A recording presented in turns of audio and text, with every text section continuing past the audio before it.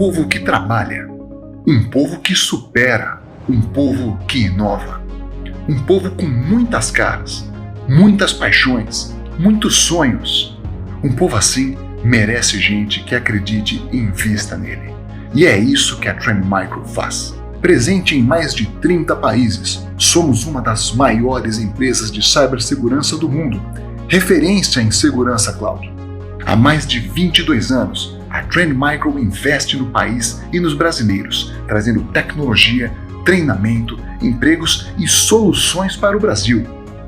Nós fazemos isso porque acreditamos em um Brasil conectado, livre e seguro para a troca de informações, de cultura e de experiências.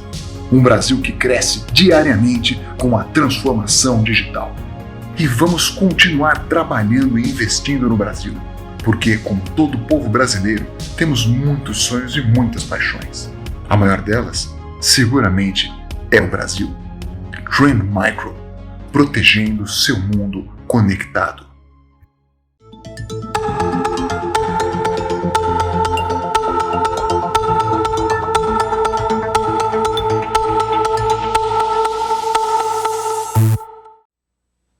Olá, bom dia a todos, sejam bem-vindos à TVD, à nossa mesa redonda, nosso painel de debates. Muito obrigada pela audiência de vocês, sempre aqui conosco na nossa programação semanal. Hoje nós temos um programa diferenciado, bastante interessante, temos um programa regional, posso dizer assim, porque estamos reunindo líderes de Brasília e Centro-Oeste para debater o cenário de proteção de dados e privacidade, que eu acho que hoje, com absoluta certeza, está na pauta da maioria de vocês, mas, ao mesmo tempo, também falar do aspecto proteção, segurança, e a experiência de todos eles que estão aqui é extremamente valiosa. Então, é uma grande oportunidade, não só deles debaterem entre si todos esses desafios, como vocês, que nos acompanham aqui pela TVD, poderem participar conosco. E, como sempre, eu faço meu apelo, fiquem aí, vocês não vão se arrepender, aqueles que não puderem estar o tempo todo assistindo, mas ouvindo, mandem perguntas, comentários, fiquem conosco, que eu garanto a vocês que será um debate extremamente proveitoso. Então, muitíssimo obrigada pela audiência de vocês. E agora o meu agradecimento para todos que estão aqui participando conosco, líderes que nós estamos reunindo, como eu falei para vocês, com vasta experiência e experiência diversificada numa série de áreas importantes hoje e que estão aqui se dispondo a participar conosco, a contribuir, a trocar aí todo esse conteúdo. Eu também quero agradecer ao nosso parceiro, a Trend Micro, que tem estado conosco aí em várias oportunidades. Estamos desenvolvendo um trabalho muito interessante, com um conteúdo muito rico, e temos tido um feedback excelente dos temas que nós estamos trazendo para vocês. Então, também, depois do nosso programa, como sempre, o canal que vocês têm comigo, nas minhas mídias sociais, mandem sugestões, estamos atentos a todos os temas que são relevantes para vocês. Eu gostaria, então, de agradecer muito a presença de todos que estão aqui e apresentá-los, para que vocês aí que estão nos acompanhando saibam quem vai estar conosco aqui. Então, Alcion Ferreira, muitíssimo obrigada pela presença. O Alcion é chefe de segurança cibernética da Polpex. Muito obrigada, Alcion. Bom dia, eu que agradeço aí o convite para participar dessa mesa aí só com estrelas aí da segurança, o pessoal fera, que trabalha aí com segurança, da informação, debater, vai ser bem interessante trocar essa experiência com vocês. Obrigado aí pelo convite mais uma vez. Muito obrigada, Alcion. Camilo Mussi, CIO do INEP, do Instituto Nacional de Estudos e Pesquisas Educacionais, muito obrigada também. Obrigado, Graça. Bom dia a todos. O INEP, Ministério da Educação, estou muito satisfeito de participar desse debate, agradecemos o convite aí. Muito obrigada. Cláudio Bernardo, da Iperafarma, gerente de segurança da informação, muito obrigada também, Cláudio. Obrigado, bom dia, Graça. Obrigado aí pelo convite. Seguindo aqui as recomendações da companhia, só tenho que colocar aqui que eu não estou representando a companhia, mas apenas apresentando minha opinião pelos temas aí do debate, tá? Nosso disclaimer aí. Excelente, muito obrigada. Renato Solimar, subsecretário de Segurança da Tecnologia da Informação do Conselho da Justiça Federal, também aqui presente conosco, muito obrigada. Eu que agradeço, Graça, pelo convite, e espero aí a gente trocar boas figurinhas aí com os colegas da mesma área, e estamos aqui para aprender e contribuir com o debate. Obrigada. Carlos Araújo, coordenador de operações de TI da Caramuru Alimentos. Bom dia, pessoal. Obrigado, Graça, aí pelo convite. Espero poder colaborar, como disse o Alcion, aí, com as feras da região do que se trata quanto à segurança da informação. Com certeza. Gustavo Royer, DataPrev, coordenador-geral de Segurança da Informação, também aqui conosco. Obrigada, Gustavo. Bom dia a todos, agradeço aí, Graça, Léia e toda a equipe da TVD pela oportunidade de participar desse debate aí com os especialistas, né, todo esse time de feras aí que compõem as equipes de segurança aqui no Centro-Oeste. Muito obrigada.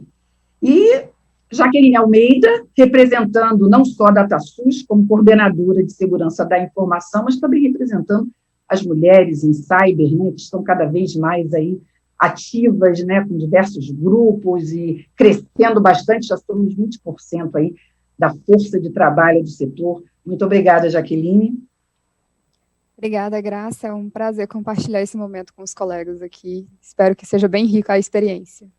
Com certeza será. Muito obrigada, Jaqueline, representando aí as mulheres em cyber. Muito bom. Rafael Coutinho, nosso parceiro, representando a Trend, Account Manager da Trend. Gostaria que você agora se apresentasse, Rafael, e também desse suas boas-vindas à nossa audiência, aos participantes aqui do painel. Por favor. Bom dia, Graça. Bom dia a todos. Obrigado aí pela parceria do TVD, nesse momento aí que a gente está aqui para compartilhar experiências, né? E obrigado a todos os participantes. Eu acho que hoje a gente tem uma manhã e uma expectativa muito bacana de troca de experiências, de trazer aí a LGPD, trazer as vulnerabilidades, como é o posicionamento aí, a Trend como empresa de cibersegurança, e é um prazer aí ser o representante da região, estar aí conversando com vocês. Obrigado. Obrigada, Coutinho, muito obrigada. Pessoal, importante também, 2 recadinhos para vocês, tá? Primeiro, a bio de todos eles está disponível, vocês sempre pediram, e agora todo o painel a gente coloca, então aqui eu faço só um resumo, cargo, mas todas as informações relativas aos nossos participantes estão aí, disponíveis para vocês. Temos 3 enquetes que vamos conduzir ao longo do debate. São importantes porque elas trazem para nós que estamos aqui discutindo um pouco, uma parte do que vocês pensam, além, obviamente, dos comentários e perguntas. Uma delas vai avaliar o impacto da entrada em vigor da lei sem a atuação da ANPD. A segunda, se a sua empresa já possui um encarregado de dados ou DPO constituído, empossado, conhecido, revelado, e quanto que a nuvem é hoje um ponto vulnerável no seu modelo de proteção, tá bom? Essas enquetes vão estar sendo disponíveis aí na nossa área de transmissão.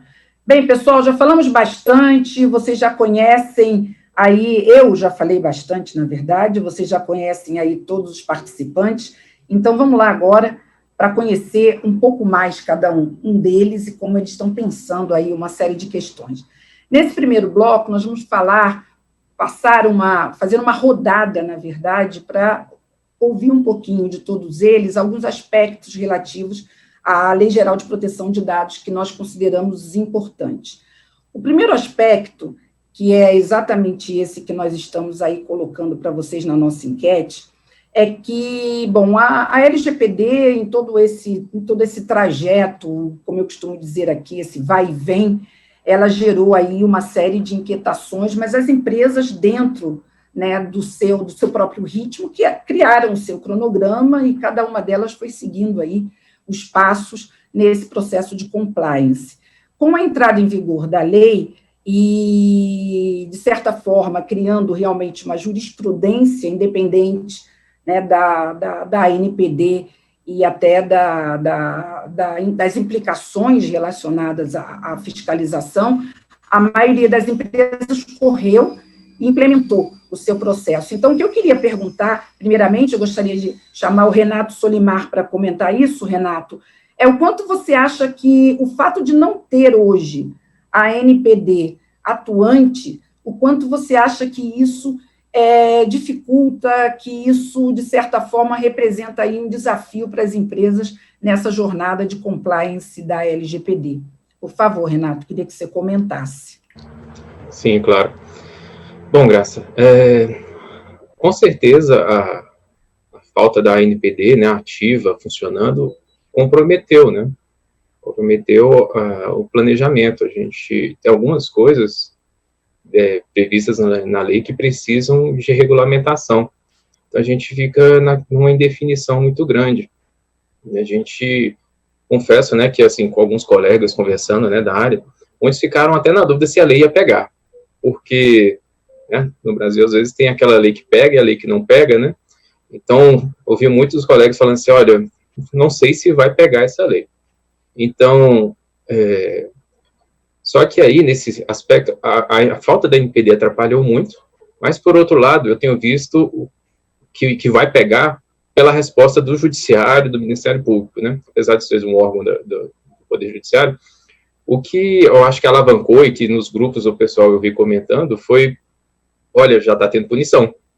Então, a ausência da NPD, por um lado, gerou uma insegurança, uma incerteza, mas, por outro lado, a gente já viu que vai pegar. Então, assim, a gente tem que estar pronto, tem que estar preparado, porque a lei está valendo, e por mais que, às vezes, alguma punição não seja aplicada, né, do ponto de vista financeiro, mas as obrigações têm que ser cumpridas. Então, a gente precisa se movimentar e sair do outro lado.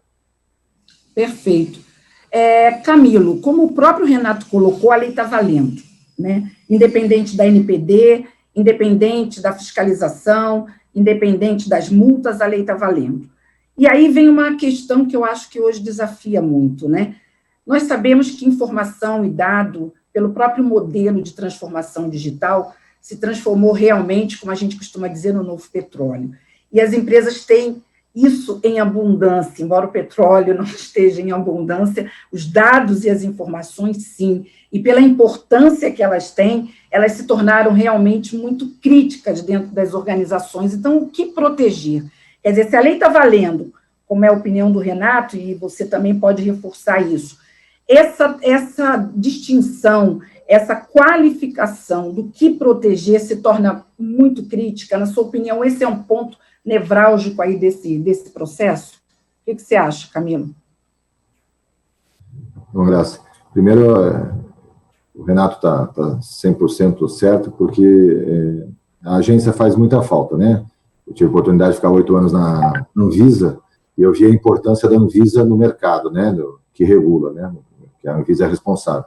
Então, uma agência, ela é importante para que quem trabalha na área saiba o caminho a percorrer corretamente, né? Porque senão realmente a gente fica meio solto, às vezes, e vai por um caminho, às vezes, que depois não é acertado, no sentido que não é o que a agência, a NPD, quando entrar, é o que gostaria. Segundo, é que realmente a justiça já está tomando, né, providência. Nós temos recebido várias notícias aí de pessoas perguntando por que meu reconhecimento facial, né, porque minha cara, teve agora esse caso, e outros mais. O INEP está muito preocupado com isso há muito tempo, porque nós fazemos um censo, por exemplo, um censo básico da educação e censo superior, onde nós recenseamos todo ano 58 milhões de estudantes e professores. Então, todo ano nós temos 58 milhões de estudantes e professores do ensino básico, do ensino superior, e que nós fazemos o censo. Além disso, tem os vários exames, né? O Enem é o mais famoso, né? Com seus 5 milhões de participantes, mas temos outros, como o Revalida, agora dos médicos, CELPE-BRAS, Enseja, e outros exames aí que são siglas, aí eu não vou, porque a sigla é de um nome muito grande, eu não vou mais falar o que significa cada um, mas são vários exames que nós temos. Então, e o ENAD também no final do ensino superior. Então, tudo isso é importante, porque realmente esses dados, né, informações, são muitos, numerosos. Então, fizemos um trabalho aqui em 2017, né, 2018, fizemos um trabalho processual para tentar começar a entender o que deveria, né, ser protegido, o que poderia ser exposto. Nós temos no nosso portal os dados dos alunos depois, dos participantes das provas, do censo. As escolas utilizam isso para fazer seu planejamento, os estados, os municípios. Então, o trabalho que tem que ser feito, ele foi muito processual, né, no sentido de empresas de processo. Nós fizemos uma equipe, e isso foi importante até, o apoio estratégico, né, da gestão, então, o apoio da presidência, dos outros diretores. Fizemos um comitê com pessoas de diversas áreas, todas as áreas envolvidas, que terminou esse trabalho um pouco no início deste ano, mas ainda temos muito que caminhar. Realmente estamos numa fase de preparação do que disponibilizar, de como disponibilizar, e principalmente quando houver o questionamento por parte do usuário, eu acho que é isso que nós vamos passar daqui a pouco a ter, né, onde estão, o que temos do usuário, o que temos do participante, o que temos da pessoa aqui no INEP. Acho que isso vai ser algo diferente para nós, quer dizer, como responder e como achar tudo que tem de alguém dentro do INEP também, né, porque não existe um único identificador, infelizmente, nos vários sistemas, nas vários exames e avaliações que nós temos, que até por causa, um exemplo típico, só para fechar, no censo nós temos pessoas, né, de 5, 6, 7 anos, 8 anos que não têm o CPF, né, então esse identificador não é único até para achar depois ele em outro exame e assim por diante, tá? Acho que é isso para não me alongar. Perfeito. É muito interessante essas duas colocações. Eu queria chamar o Alcion Ferreira para comentar, mas o próprio Camilo, de certa forma, já trouxe aí o terceiro gancho que eu gostaria, que obviamente, a gente tem a questão que impacta, mas, independente da NPD, as empresas estão aí trabalhando. O exemplo que o Camilo trouxe, né, de uma empresa aí com uma quantidade de dados e informações muito grande, como sendo realmente um desafio, mas é preciso fazer essa seleção, essa qualificação, essa classificação, melhor dizendo, mas é preciso se preocupar com a comprovação da proteção dos dados, né? É óbvio que esse é um aspecto muito importante. Então, Alcion, eu queria que você comentasse esse ponto. Esse ponto é extremamente relevante, por quê? Porque, no fim, né, de todo esse trabalho, essa comprovação, independente de ter uma fiscalização, um vazamento, ela é algo muito relevante. Eu queria que você comentasse como é que vocês estão lidando com esse aspecto. Bom, realmente, assim, o que os amigos falaram agora, né, é relevante, e eu vejo um pouco desse buraco, desse gap que ficou no Brasil. Eu tive a chance de acompanhar a GDPR nascendo na Europa, especificamente na Inglaterra, que quando aconteceu lá, quando iniciou-se, né, tinha uma agência nacional também interna, né, tem outro nome, mas tinha uma agência nacional, só que eles têm um caráter um pouco diferente, não só o caráter de fiscalização, eles têm um caráter também de consultoria, né? Então eles davam essa certa, lógico que não é uma consultoria mais pesada, mas eles são um órgão consultivo, onde eu chegava lá e falava assim, qual que é o norte, onde é que eu estou indo? E a gente achar que esse negócio que era só no Brasil também, que a gente deixa para a última hora, isso também não é verdade. Isso aí aconteceu lá e foi falado por eles que nessa época, quando faltava em torno de 1 mês e meio para entrar em vigor, né, ou seja, realmente está valendo, como foi agora, né, a nossa que entrou em vigor, eles comentaram, né, que muitas empresas, né, mais de 70% não estavam ou consultando eles ou não estavam em compliance ainda oficialmente. Isso é um problema para a gente, né, porque a gente recebeu a legislação que, na minha visão, ficaram algumas coisas realmente muito por alto, né, foram citações que não tinham, a gente fala, né, tá no caráter executivo e não em processual de execução, né, o processo operacional realmente, né, ou seja, tem que fazer a proteção de dados, mas como assim, né, de que forma que eu tenho que executar isso? Eu tenho que usar criptografia, que tipo de criptografia que eu vou usar, qual que é o modelo mínimo? E aí, se eu usar uma coisa fraca, eu já estou protegido? Não, depois eu posso tomar uma multa porque eu não se encaixa no que eles estão pensando. Então, realmente é um problema para a gente, né? Óbvio que muitos de nós aí, a gente já sabe, já tem alguns anos de mercado, a gente vai utilizar, obviamente, pelo menos o padrão básico, que a gente sabe de algumas outras normas orientadoras, como a 27001, né, NIST, né, que são padrões e frameworks que já são conhecidos mundialmente, sabendo que provavelmente a orientação vai ser baseada nisso aí. Mas realmente se torna um problema, né? Que tipo de tecnologia eu vou usar, qual o padrão mínimo, qual o padrão básico, né? A minha política de segurança tem que se adequar até que ponto ali dentro, né? Que tem essa necessidade também da produção de dados. Agora, o norte grande já tem, né? Quais são as informações que realmente são sigilosas? Sigilosas eu falo de caráter pessoal, né? São dados pessoais, o que é um dado pessoal mais restritivo, que está isso na legislação. E nós tomamos esse rumo, né? Aqui dentro, a gente já tinha esse projeto aqui dentro já implantado há algum tempo, há mais de um ano, já de tentativa de adequação, então foram várias reuniões, né? Que tipo de aquisição. No nosso caso aqui a gente fez um fork, ou seja, o pessoal que trabalha efetivamente com dados, né, fez um tipo de trabalho, e a gente que é de segurança, né, da cibernética, a gente fez um trabalho paralelo, obviamente se conversando sempre para um não entrar no campo do outro, para não ficar nenhum gap da legislação, e foi um casamento que deu certo, né.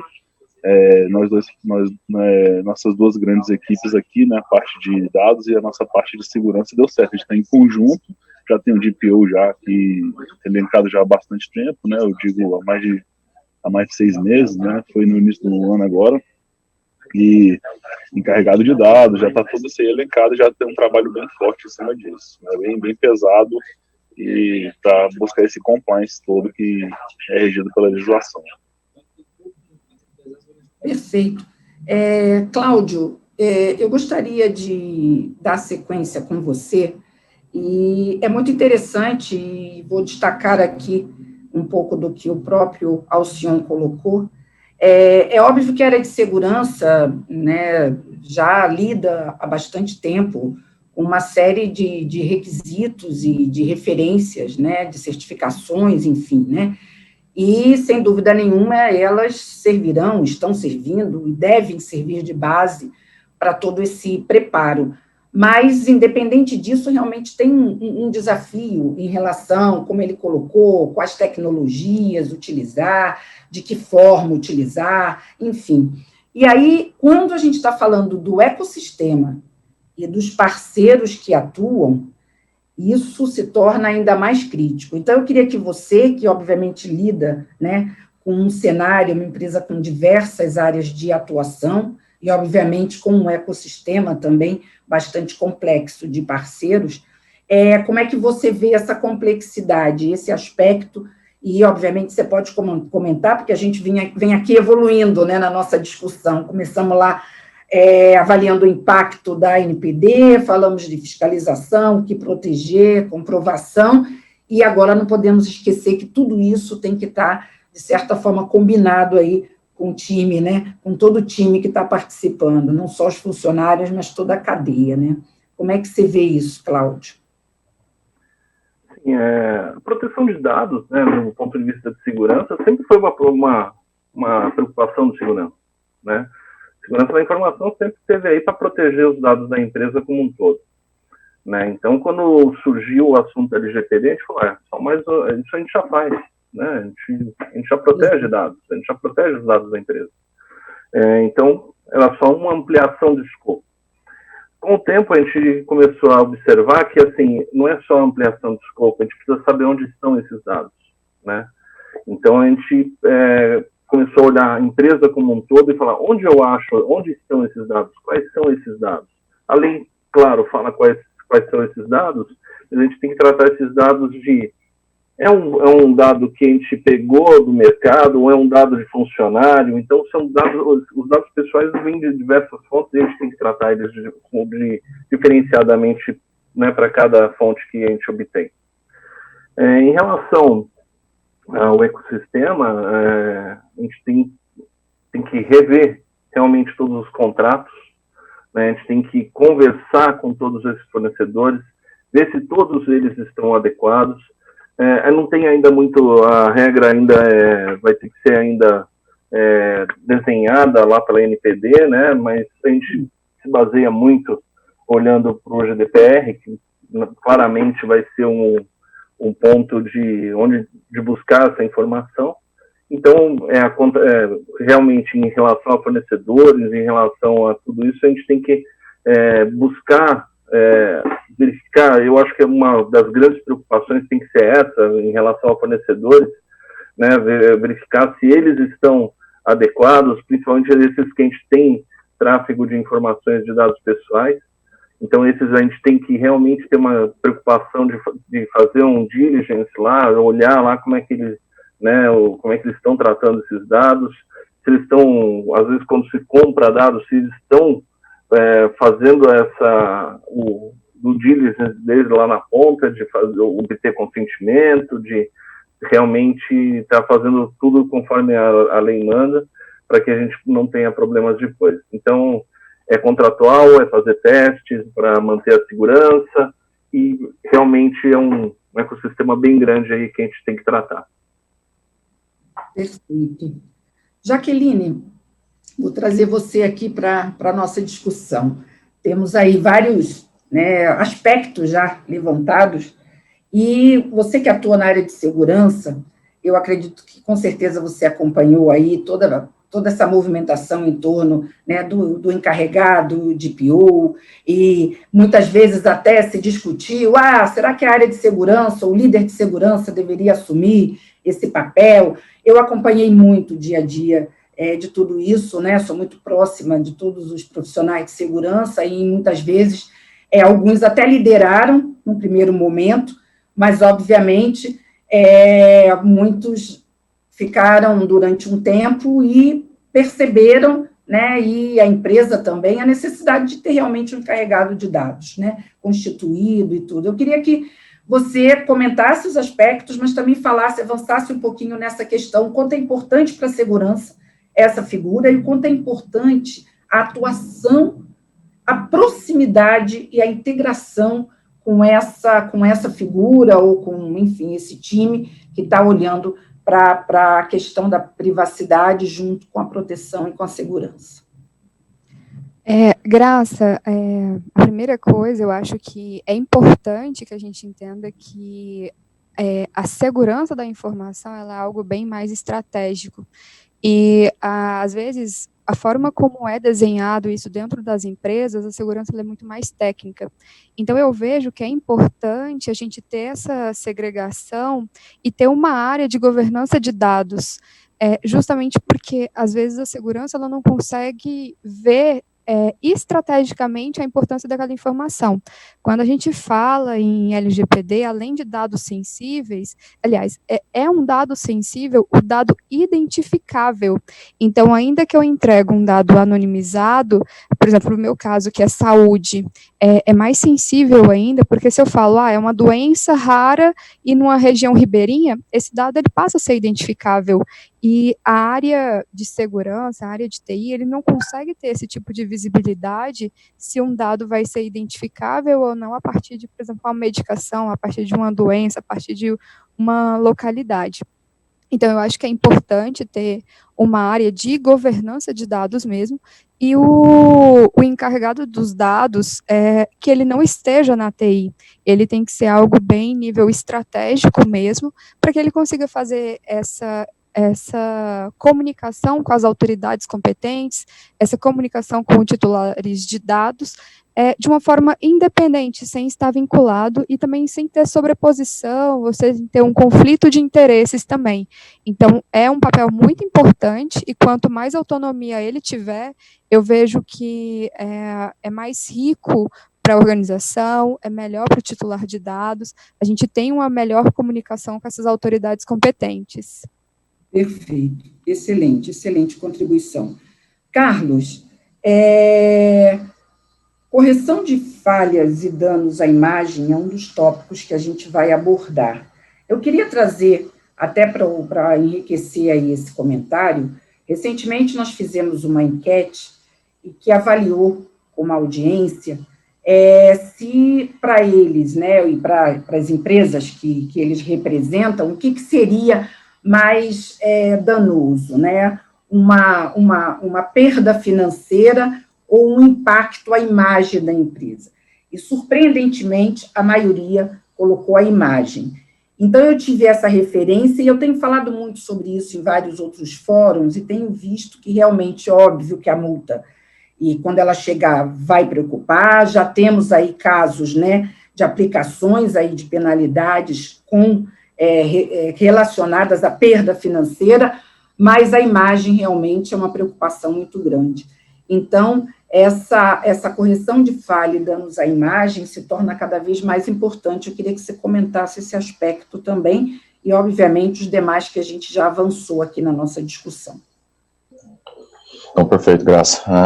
Assim, a imagem, com certeza, é o imensurável, né? Assim, você pode trazer qualquer tipo de gap analysis que você vai presumir um possível impacto financeiro quanto ao dano à imagem. É uma proporção que não chega a 100%, sempre tem uma desconexão.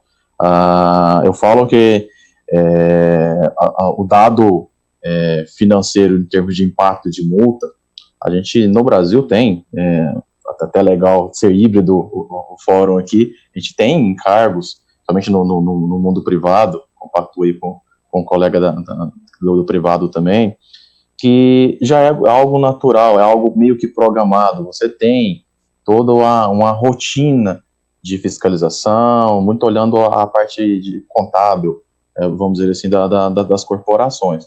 Então, com o advento da lei, isso é algo natural, né? Ou seja, é uma legislação, você tem que ter uma conformidade para conseguir seguir.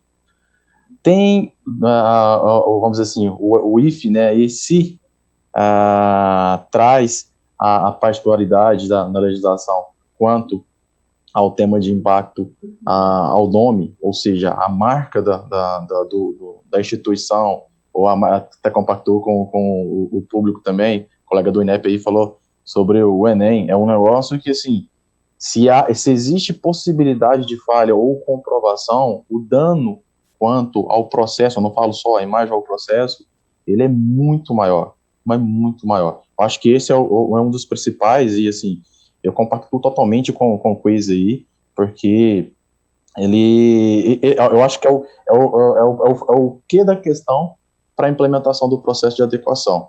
A gente vem sofrendo internamente todo esse movimento, aqui foi dado o nome de jornada, porque é algo que não tem fim.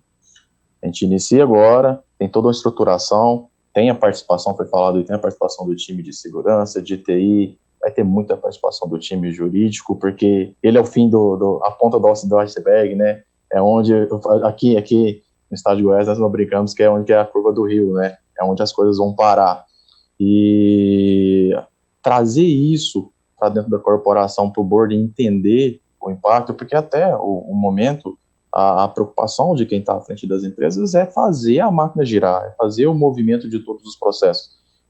Não tinha-se tanta preocupação que se falava, pensava que dado era só o nicho de mercado de empresas de tecnologia, que são líderes, inclusive, em todo o mundo. Agora não, é perceptível que sem dados as empresas não giram. E a partir do momento que você perde esse elo de confiança, eu acho que a gente utiliza muito essa terminologia em segurança, né? Confiança.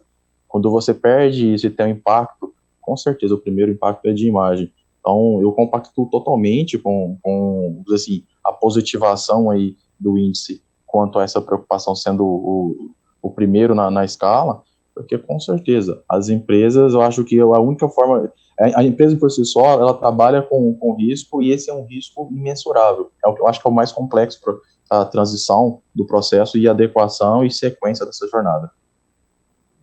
Perfeito. Bem, nós já temos aqui alguns comentários, eu acho importante a gente já trazer, porque a nossa audiência, né, fica aguardando aí. Já tem muitos, vou trazer dois aqui. Um do Felipe Carvalho, bom dia, Graça, a todos os participantes, mais um painel de sucesso com um time de feras do Distrito Federal e da região Centro-Oeste. Então, estou aqui acompanhando com vocês. Muito obrigada, Felipe Carvalho, por estar aí. A Jéssica Miller, ótimo tema, muito relevante e curiosa em saber o nível de maturidade do time de Brasília e Centro-Oeste em relação à proteção de dados. Bacana, você que está acompanhando aí já está vendo que a gente passou aqui pelos principais aspectos e ainda vamos, com certeza, voltar a muitos deles. Eu quero agora convidar o Gustavo, né, nessa nossa primeira rodada, onde a gente selecionou aí alguns temas que a gente considera que são os mais polêmicos, e todos eles estão fazendo aí os seus comentários muito ricos e importantes. Gustavo, temos aqui obviamente, além de tudo que a gente discutiu, como eu tenho frisado, mas um tópico importante, talvez aí, por último, né, ficou aí talvez o mais importante, que é a relação com o titular dos dados, essa figura que passa realmente a ser fundamental no processo, é o protagonista, né, e como que cada vez mais as empresas vão precisar estabelecer um modelo de relação com esse titular, de canais, né, de comunicação, de consentimento, enfim, de tudo isso, a importância desse elemento em todo esse contexto. Eu queria que você comentasse, Gustavo, como é que vocês estão vendo isso e tratando essa questão. Obrigado, Graça.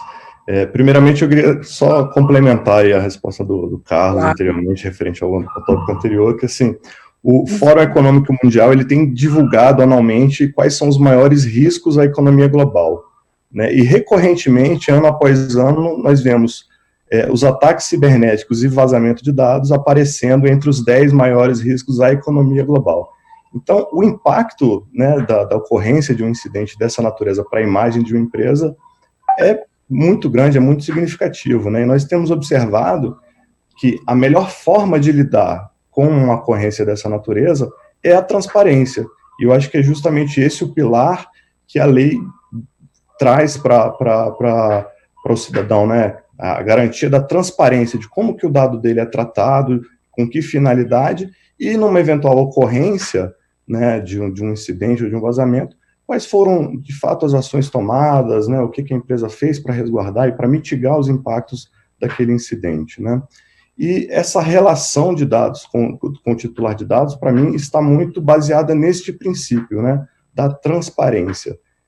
Justamente estabelecer um canal de comunicação que seja de fácil acesso para o exercício dos direitos ali do titular dos dados, né, o direito à informação, ao direito à exclusão, à correção, saber como é que o dado é tratado. Então, para mim, este é o princípio fundamental aí que a gente precisa buscar e trabalhar no âmbito da Lei Geral de Proteção de Dados, né?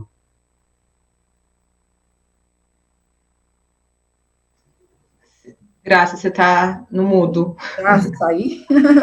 Temos todos aqui, né, enquanto os demais estão falando, procurando aqui passar para vocês o melhor áudio aí, então a gente está sempre mutando, então eu que falo o tempo todo, mas muito legal, essa primeira rodada foi muito interessante, agora a gente quer deixar um pouquinho mais livre, né, tanto os participantes quanto vocês, que podem voltar a esse comentário, mas a Léia já me informou aqui que nós já temos o resultado da primeira pesquisa, acho que 2 perguntas, né, Léia, já ficaram no ar. Eu queria que você trouxesse, Léia, esses resultados, e vou pedir para o Coutinho comentar, e também fazer um comentário aí dos aspectos que já rolaram aqui no nosso debate, e abrir para os participantes que quiserem voltar e comentar mais alguns aspectos dessa primeira rodada. Por favor, Léia.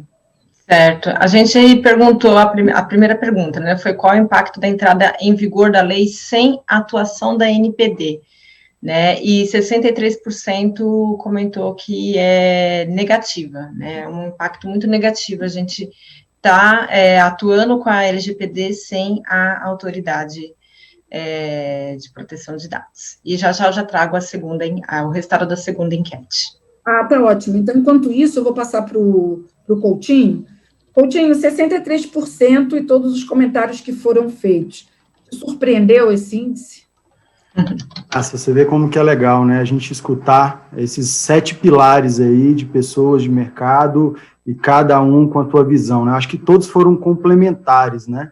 63% já era uma expectativa de ser alto mesmo, né? Todo mundo quer a padronização, eu vou pegar algumas palavras, né? Eu fui anotando algumas palavras, né? O Cláudio falou ali dos contratos, o Alcion falou ali com relação ao investimento correto em segurança, o Camilo fez ali o comentário com relação ao engajamento e o trabalho que vem sendo feito ali, o Gustavo falou da transparência, então assim, a gente vem os vários comentários e aonde a gente vem em ciclos, né? A LGPD veio lá em 2018, a gente se falou muito em 2019, eu sinto que teve uma queda ali no finalzinho de 2019, porque Alguns fizeram alguns comentários aqui, pô, será que vai acontecer? Será que não vai?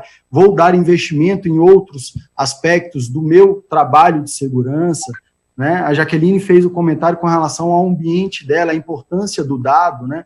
Então, tudo isso, a gente traz aí as nossas várias visões, e aí como que a gente pode padronizar e trazer o nosso pilar de segurança como um pilar de sempre, eu acho que ficou pesado para a gente, né? Com relação ao LGPD, sempre a área de segurança era responsável. E não, a gente sabe que tem que ter vários engajamentos, várias outras áreas envolvidas, né? O Cláudio comentou, pô, aqui a gente já entende que já está tudo coberto. Não, não é isso. A gente entende que está coberto, que a gente tem os seus elementos, mas se o CEO lá fizer uma senha fraca, não adianta nada. A gente não vai quebrar todos os nossos princípios, são os nossos princípios básicos, né? Então, dentro da nossa visão de trend, né? O que é a nossa visão? Não existe uma bala de prata. A gente tem que ter vários elementos, várias camadas de segurança e os vários investimentos que as empresas têm que fazer de forma, e aí eu volto no senhor, de forma correta. Não adianta a gente sair investindo e fazendo um monte de investimento e na hora, no final, entender, pô, às vezes eu estou tendo sobreposição, às vezes eu tenho duas ferramentas que estão fazendo as mesmas ações. Então, eu achei bacana pra caramba todas as visões, e aqui é o meu comentário. Abrir aqui. A Leia está me informando aqui que a gente já tem o resultado da segunda pesquisa. Leia, traz para a gente aí a pergunta e a avaliação da figura do encarregado, né, do DPO. Muito interessante a nossa plateia, né? A gente perguntou se na empresa deles, né, já tem um encarregado, né, um DPO constituído, né, formalizado, e 50% tem, 50% não. Então, está bem equilibrado aí na nossa plateia. Bem interessante. Então, essa leitura é importante porque eu queria agora deixar vocês um pouco mais à vontade. Antes da gente passar para o segundo bloco, a gente vai falar mais de segurança e proteção. Aquele que não quiser voltar aos aspectos, agora fique à vontade, só sinalizar aí para a gente. Mas eu queria que alguém comentasse esse dado, porque o que me chama a atenção é que, assim, se a gente pensar que metade ainda não tem o encarregado definido, e como a própria Jaqueline colocou a importância desse encarregado e dessa figura, é que realmente tem um grande desafio aí, além dos outros aspectos. Alguém quer comentar esse resultado da pesquisa, da nossa enquete?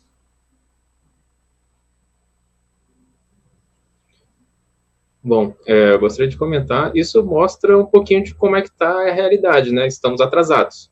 A verdade é essa. Estamos atrasados. Por mais que aqueles que mais tenham já avançado, eu creio que não esteja 100% compliance, até porque nem tudo está definido. Mas eu vejo realmente isso, que ainda estamos na jornada, né? Realmente é uma jornada e estamos nela, né? Estamos um pouquinho longe do fim. Exato. O Camilo e o Gustavo também vão complementar. Ótimo. Então, depois eu trago aqui comentário também da plateia. Vamos lá, por favor. Eu acho até que, não justificando, na verdade, o Rafael comentou, o final de 2019 para 2020, com o nosso legislativo adiando, não adiando, e de repente, de surpresa, colocando agora, isso fez com que esse número de 50% acontecesse. Todos nós estávamos esperando o 1º de agosto, depois ano que vem, de repente agora, e meio sem agência. Então, acho que... Foi o vai e vem, né, Camilo? Foi o vai e vem, isso acabou gerando muitos questionamentos também, né? E algumas empresas ficaram ali... E sem esquecer, Camilo, que veio uma pandemia, né? Eu conversei com muitas empresas que disseram que até estavam dentro de um cronograma de privacidade e proteção de dados, mas diante da pandemia tirou o pé do acelerador para poder olhar para aspectos mais importantes até de segurança, né? Com funcionários trabalhando em casa, em home office, tendo que ver uma série de questões também, né, Camilo? Não, é justamente isso. No final do ano passado, o legislativo, nessa mudança de vai e vem, e depois, claro, com a pandemia, acho que isso tudo, como o Rafael falou, direcionou os esforços para aquele momento que era necessário, né, o que é necessário. E agora tem muita gente, 50%, né, ou mais, ou por aí, correndo atrás, com muita coisa já... Isso é importante até, a Jaqueline falou, a segurança, e acho que o Alciron também, A segurança de informação já é mais presente, nós já estamos mais certos disso, nós já trabalhamos melhor com isso.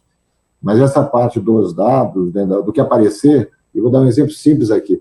Tem um órgão da Justiça Federal, especificamente, é um órgão, não é o CJF, ele, nas suas planilhas para os seus prestadores de serviço, ele entregava com o nome da pessoa e os atendimentos. E desde que entrou em vigor, ele não tem mais o nome da pessoa, agora ele tem a matrícula. Então, ele fez uma simples mudança no documento que o médico, o psicólogo, né, o nutricionista imprime agora, se vazar, né, isso, ou seja, a proteção disso. Quer dizer, uma mudança simplesmente pela lei entrar em vigor. De um dia para o outro, você trocou o nome da pessoa por uma matrícula. Então, uma simples atitude já fez uma mudança nessa proteção do dado, realmente, entendeu? Porque, como você falou, né, a segurança já tem uma história, né, voltada, obviamente, para a proteção, para vazamentos, para tudo isso. Mas quando a gente está falando desses aspectos do dado, e acho que Jaqueline comentou isso e outros também, né, tem um ciclo, né, e o dado ele não é só a segurança protege, mas o dado é da organização, o dado é das pessoas, das áreas de negócios, né? Então, está ficando quente aqui o nosso debate. Eu tenho um pedido da Jaqueline aqui. Tem alguém antes? Tem mais. Tem o primeiro o Gustavo, o Cláudio, aí a Jaqueline. Pode ser nessa ordem? A Leia está aqui. Vai lá, Gustavo. Bom, é interessante, né, ver essa enquete aí, que ainda metade das empresas estão sem a figura do encarregado, né? Eu só queria chamar a atenção que, assim, independente de termos ou não termos a figura da autoridade nacional materializada, é lei. Então, mesmo sem a figura da autoridade, o cidadão pode recorrer, o titular pode recorrer judicialmente, nós já temos visto aí casos nesse sentido, né? Então, é importante se antecipar essa necessidade aí. A DataPrev, para nós, a proteção do dado não é uma novidade, né? A gente, enquanto principal operador dos dados sociais, né, dos dados dos cidadãos para a execução de políticas públicas, proteger o dado ele sempre teve no nosso core business. Então, mesmo com pandemia, mesmo com tudo isso, a gente teve que seguir, teve que dar continuidade e nos prepararmos, nos adequarmos à lei, né, para ficarmos aderentes aí. Então, hoje a gente registra e trata dados desde o nascimento do cidadão até a sua morte, passando por todo o seu histórico profissional, os seus dados previdenciários e tudo mais. Então, a gente teve que constituir, ainda no início de 2019, um programa de privacidade dentro da empresa para tratar todas essas questões, criar a figura do encarregado, criar o canal de interação com o cidadão para exercício dos direitos, né? Fazer todo o ciclo de gestão da privacidade, que é assim, a gente não tem a figura da autoridade, mas temos alguns frameworks de mercado que podem nos guiar e servir como referência, né? Além do que tem sido tratado no âmbito da GDPR, que é uma forte influência à nossa LGPD, nós temos aí a ISO 27701, que foi recentemente lançada para o sistema de gestão da privacidade. Então, temos alguns meios de nos anteciparmos, né, ao que virá a ser materializado e regulamentado ali pela autoridade nacional. Né? O que a gente ainda sente falta é assim, o que seria considerado medidas técnicas suficientes para a proteção do dado? Qual é o prazo razoável para notificação à autoridade? Alguns pontos que ainda precisam ser melhor esclarecidos, mas mesmo assim é lei, né? Segurança não é mais uma questão de boas práticas, agora é lei, e precisamos nos antecipar e estar aderentes à lei. Lei não é opcional, né? Mas essas lacunas, como você pontuou, essas lacunas, elas realmente são importantes. Antes de passar para o próximo, Leia, só um comentário aqui, 2 comentários importantes da nossa plateia, eu gosto sempre de engajar aqui todo o pessoal que está nos acompanhando. O Henrique Silva diz o seguinte: pessoal, estou correndo com o DPO aqui dentro da organização para definir o mais rápido possível, mas realmente não é fácil, há uma carência desse perfil de profissional no mercado. Então, um ponto de atenção aí importante trazido pelo Henrique Silva. E o Emerson Rodrigues diz o seguinte: qual o impacto de não ter um DPO constituído se houver um vazamento de dados ou um ataque a infraestruturas críticas, que é um dos nossos temas aí. Então, já trazendo o tema, já trazendo o segundo bloco, então, para ficar aí já esse comentário do Emerson Rodrigues.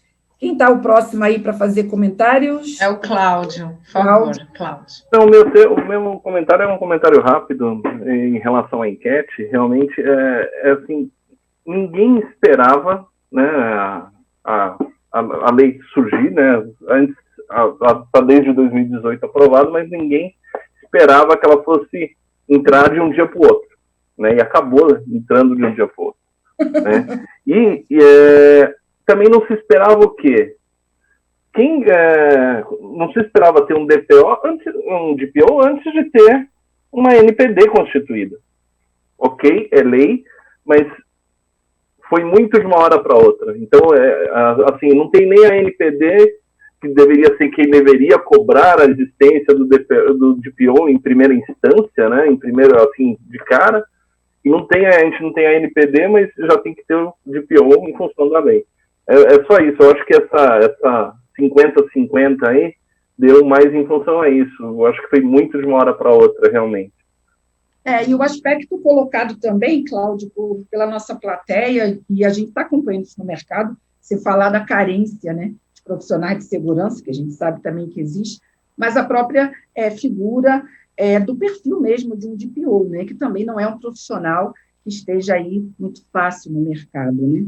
Então, vai ter que navegar em várias águas, né? Ele vai ter que navegar em águas de TI, ele vai ter que navegar em áreas no jurídico, então realmente vai ter que ser alguém meio coringa aí, bem para atender essas várias frentes.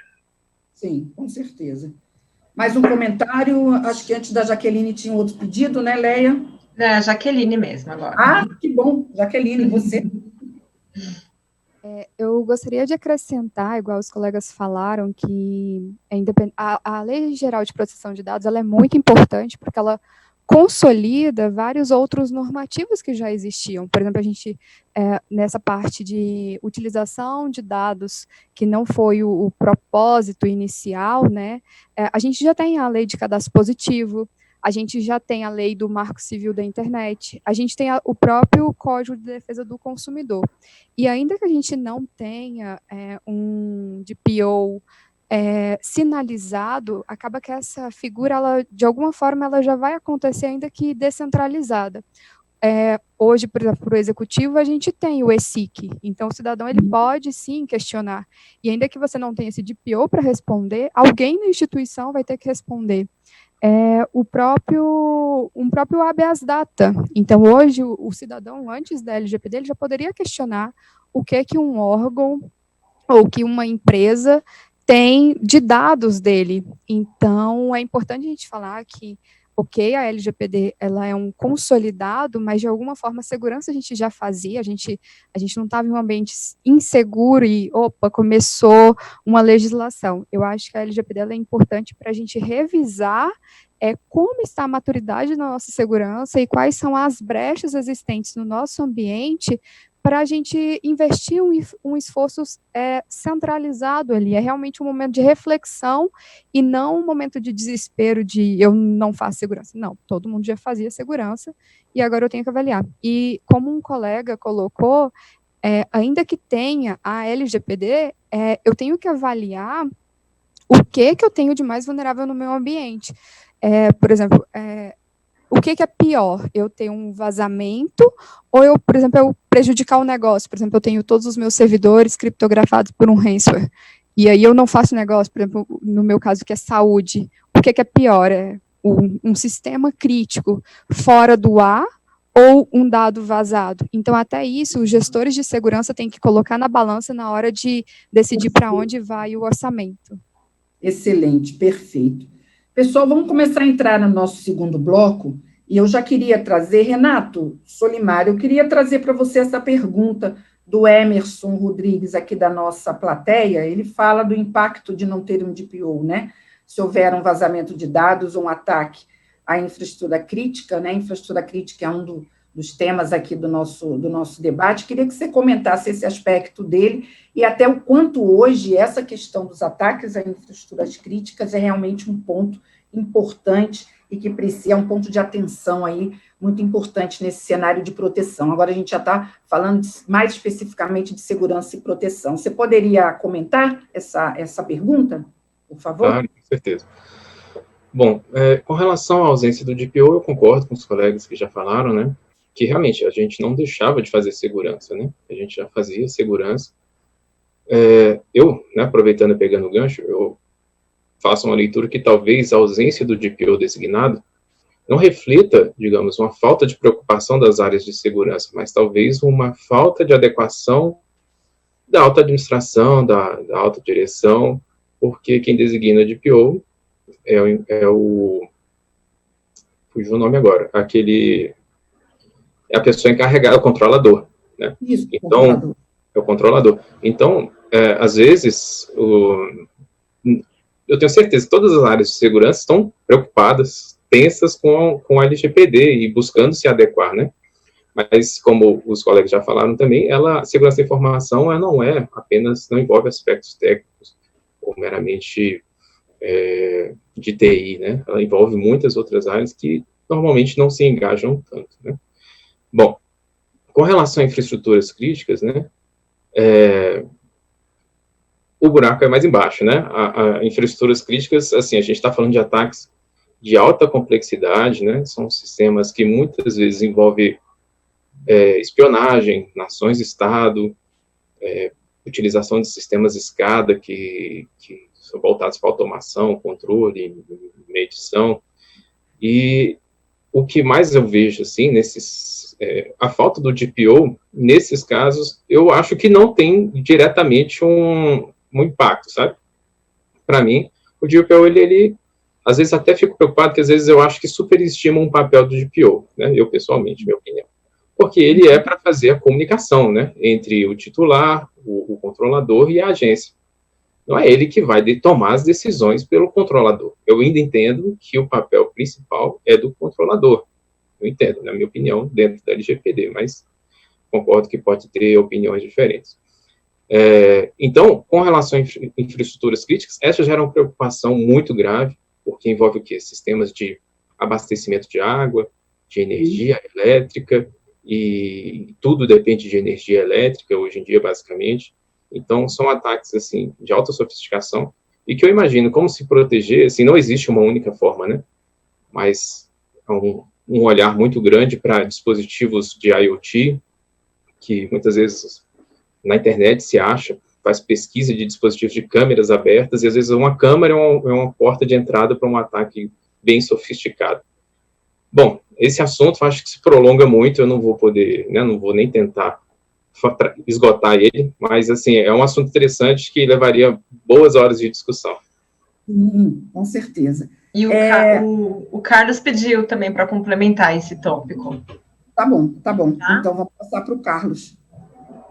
Assim, na verdade, para complementar o que o Renato colocou, assim, existe muita preocupação em nomear o indivíduo. O DPO, na verdade, encarregado não é o indivíduo.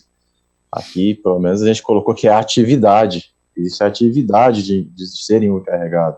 Então, ele é um facilitador para que as coisas aconteçam. No que tange, principalmente, a não tirar o foco daquilo que é o foco. Então, a gente falou de infraestrutura crítica, a Jaqueline também falou bastante que existe uma preocupação latente para o negócio, que tem outras possibilidades de ameaça ou de impacto para o negócio, que não só a fuga de dados, que não só a evasão de dados e possíveis multas, que é o que faz a máquina girar hoje, faz toda a produção girar hoje. Então, assim, eu falo que o paradigma esqueça o indivíduo, olhe para a atividade. A gente conseguiu quebrar isso aqui justamente dessa forma. Segurança, a estrutura de segurança, quando se trouxe a disciplina de segurança da informação, ajudou bastante para esse conceito, colaborou com a instituição do mecanismo de compliance e conformidade à existência da área também, para depois somar-se isso à atividade de encarregado de dados. Então, assim, até brinco, né, não é nomeando uma pessoa que você vai resolver o seu problema, é atribuindo e realizando a atividade. Esse, eu acho, o maior desafio as corporações. E ele tem que estar no estratégico, ele tem que entender o negócio, ele tem que saber aonde buscar e responder, principalmente para os órgãos quando ele existir. Existe muito essa preocupação com a NPD, mas assim, gente, é lei, é conformidade. A métrica depois... Não tem jeito, né? O que vai vir depois é o prejuízo, né? Exato. E a justiça está aí. Já começou, né? Não dá para esperar. Coutinho, você consegue também comentar um pouquinho essa questão da proteção, né, e dos ataques à infraestrutura crítica? Outras perguntas, acho que pela própria região que a gente está abordando, estão surgindo aqui outros comentários sobre isso. E também eu queria que vocês comentassem um pouco, que a plateia está colocando essa parte de segurança, essas lacunas que estão ficando, né, como a gente já colocou aqui. Então, assim, ok, as lacunas estão ficando, acho que as lacunas, provavelmente, com a NPD, elas devem aí, de certa forma, avançar, mas hoje o gerenciamento, o monitoramento, né, Coutinho, tudo isso tem que ser feito, por quê? Porque a gente já está acompanhando aí ações, quer dizer, não vai dar para ficar esperando a NPD para poder, de certa forma, recuperar esses gaps, né? Então, eu queria que você comentasse um pouquinho aí também essa colocação aí da plateia. Legal, Graça. Vou pegar 2 comentários de novo, que eu peguei aqui, referente a Jaqueline e referente ao Carlos, né? Tá. Não adianta só a nossa infraestrutura, a gente está ali protegido como ransom. Por exemplo, dependendo do negócio da pessoa, a latência que gerar um time de segurança por um software aplicado pode afetar tremendamente lá o ambiente do negócio da pessoa. Então, assim, a gente tem que ver muito. Então, o DPO é outro cara. O Carlos fez um comentário excelente. O cara tem que ser cross. Ele tem que estar olhando para todas as áreas. Ele vai estar olhando para o cara de segurança, ele vai estar olhando para o cara de infraestrutura, e ele, de uma forma cross, trazendo tudo isso. Então, segurança, a gente tem que estar trazendo isso, é igual o movimento DevOps, a jornada DevOps é a velocidade, né? Não adianta a gente fazer essa jornada e a gente ter uma vulnerabilidade. Não adianta um time de marketing levantar a mão e falar assim, olha, preciso subir uma aplicação amanhã. O cara de segurança vai levantar a mão e vai falar assim, cara, amanhã eu não consigo. Por quê? Eu preciso avaliar o teu risco, avaliar quais são os impactos para que isso aconteça. Então, acho que, pegando as 2 balanças aí, que os 2 comentários, acho que isso é importante. A gente, como um mercado de segurança, a gente tem que estar muito foco para que o vazamento não aconteça, para que a gente respeite a lei. O Gustavo está perfeito, eu acho que a lei está aí. A gente vai ter que seguir ela, ou querendo ou não temos outra opção. A gente tem que seguir a lei. Como que a gente vai seguir da melhor forma possível, de uma forma estruturada e com segurança. E para que os impactos de segurança não afetem as outras áreas. A gente não pode ser o bichinho feio do negócio. A gente tem que levar segurança com agilidade, com velocidade, para que as outras áreas não vejam de forma positiva. Então, esse aí é o meu comentário. Perfeito. Nós vamos entrar agora em aspectos mais relacionados à proteção e segurança. Então, assim, eu vou trazer algumas questões que estão aqui na nossa pauta, não vou mais direcioná-las, vou deixar para ver se, né, vocês, cada um aí, dentro da sua área de atuação, da sua visão, pode contribuir, e também vou intercalando com perguntas de vocês também, que estão aí na nossa plateia. Uma das questões que a gente colocou aqui, nesse tópico de segurança e proteção de dados, é que dentro da visão de cybersecurity, né, como as empresas podem se adequar, estar em conformidade, independente desses fatores que a gente colocou, gaps, lacunas, falta da ANPD. Então, assim, alguns comentários já foram feitos nesse sentido. Eu queria saber se um de vocês pode avançar um pouco mais nessa questão do ponto de vista de segurança. Alcione. Ótimo. Bom, pessoal, um aspecto interessante que eu vejo em relação né, a esse tipo de ação que tem que ser vista é uma questão que tem ficado para trás de um bom tempo para cá, né? Que é a questão do controle de gestão e a gestão de credenciais, acesso e identidade das pessoas que têm acesso às informações das empresas. Quem trabalha no ramo financeiro acaba sendo um pouco mais auditado nisso, porque o Bacen cobra, então a gente tem que ter auditoria interna, tem as auditorias externas, mas efetivamente Quem não é meio que cobrado, você vê que é um assunto que não se fala muito, né? Um assunto que se deixa para o lado, né? A pessoa, poxa, que tipo de acesso a pessoa tem, que tipo de informação cada empregado, né? Cada funcionário tem ali dentro. E você tem que começar a ter esse controle, né? De quem acessa o quê, qual horário que está sendo acessado, enfim, né? Isso aí já se torna um controle efetivo e tem que ser forte, né? Em cima disso, porque você tem que se resguardar. Com várias ações que são tomadas, né? A questão de quando a pessoa for printar a tela, ou quando for imprimir alguma coisa, aparece o CPF do responsável pela extração daquele dado, e cada um tem um foco. Isso aconteceu um tempo atrás, e é um controle que tem que ser efetivo dentro da Receita Federal, né? Aquele caso conhecido, né? Que na Santa Efigênia você comprava o CD com todas as declarações de imposto de renda, e aconteceu isso, né? Por acaso eu conheci um pouco dessa estrutura nova, então a pessoa para acessar hoje uma declaração de imposto de qualquer do que existe, né, declarado, você tem, quando você acessa, aquilo fica registrado, que horas você acessou, e tem que ser justificado por quê. E esse tipo de coisa, né, que tem que ser carregado para dentro da informação hoje, porque o dado hoje é pessoal. Por que você vai acessar o dado de uma pessoa, né, naquela base, ou diretamente pelo sistema, né? Tem que ser justificado. Não, porque eu fiz um atendimento, está aqui o atendimento que foi requisitado pela pessoa, tive que acessar para dar uma informação maior daquele atendimento que está sendo realizado, no digital, no presencial. Isso começa tudo a se ajustar. Um outro dado que também realmente está esquecido é o impresso. Muita gente não lembra desses arquivos, né, que estão lá. Então imagina, chega uma pessoa hoje e fala, eu quero que esqueça meus dados. Aí você lembra, né? Poxa, a gente tem registro desde 1970 daquela pessoa que está naqueles arquivos lá no subsolo, talvez até mofado já, né? Ou seja, o mofo já ajudou na LGPD, já está escondendo o dado ali. Mas brincadeira à parte, é um outro dado que está sendo muito esquecido, né? O impresso, talvez as empresas já estão vivendo muito no digital. Quem vive hoje ainda no analógico, né? Como é o caso de várias empresas ainda se lembra, mas quem já está mais no digital esquece daqueles papéis que ainda estão lá por algum motivo, talvez até de compliance, né, que não pode ser nem excluído porque tem um compliance com outros órgãos também. Mas, enfim, eu acho que esse ponto a gente tem que olhar com muita calma ainda. Perfeito. Renato, vou voltar a você, porque tem uma pergunta aqui direcionada a você. O Emerson está aqui acompanhando, voltou a carga de novo, dizendo o seguinte, voltando aqui, ele fala, né? Uma dúvida que sempre vem à minha cabeça, você acha que os órgãos públicos estão maduros o suficientes para lidar com um ataque em infraestruturas críticas? Difícil essa pergunta, na verdade, eu acho que vale mais até o Renato comentar o quanto que hoje, né, é um desafio para as empresas, tanto públicas quanto privadas, e aqui, Jaqueline, também tem um comentário, saúde também é infraestrutura crítica, o quanto que as empresas realmente estão preparadas, o nível de maturidade. Você pode comentar, Renato? Sim. Bom, assim, eu não vou poder falar com propriedade, né, realmente, porque... Claro.